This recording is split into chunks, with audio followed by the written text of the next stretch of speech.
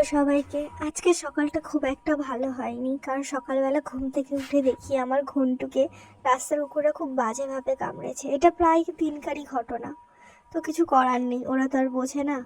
তো সকালটা আমার এভাবেই শুরু হলো। তারপর আমি ঘুম থেকে উঠে চলে গেলাম সোজা মন্দিরে। আজকে মন্দিরে একটু ভোগ রান্না হচ্ছিল, কোনো কারণবশত আমি একটু ভোগটা রান্না করতে পারলাম না আজকে। তারপর আমি চলে গেলাম মন্দিরে বাবাকে দর্শন করাতে। আজকে আমাদের উৎসবটা হচ্ছে এই কারণে, আজকে আমাদের ভূতনাথ বাবার আবির্ভাব তিথি। তো তার আশীর্বাদ আজকের দিনে আমরা সবাই পেয়েছিলাম। তো এখানে একটু ভোগ দর্শন করে নাও সবাই। তো ভোগ আরতি হয়ে যাওয়ার পরে মানে খুব সুন্দর লাগছিল আজকে বাবাকে, আর পুজোটাও খুব সুন্দর হয়েছিল আজকে। তারপরে চলে গেলাম ঘরে, কারণ রাতের বেলা আজকে একটু ভালো মেনু করার কথা ছিল। তো মেনুতে ছিল আজকে নিরামিষ ছোলার ডাল, আর হচ্ছে সাথে ছিল ভেজ পোলাও।